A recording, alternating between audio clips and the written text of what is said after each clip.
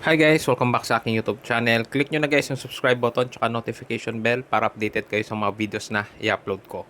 So ngayon guys, i-share ko lang itong mga post ng isang Facebook page na Marigold, no. So basically itong page po na ito is, ang alam ko is buy and sell sila ng mga gold jewelries, pero nag-aalok na rin sila or bumibili na rin sila based sa kanilang post nitong mga piso na 2005. So ang offer po nila is 1,000 each, no.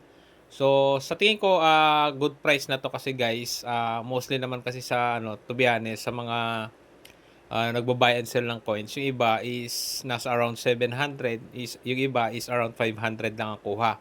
So kung meron po kayo at malapit din naman kayo sa area, i-check nyo na lang po para ano, sure na legit po na bumibili sila. So itong ano naman na ito, I think legit naman po.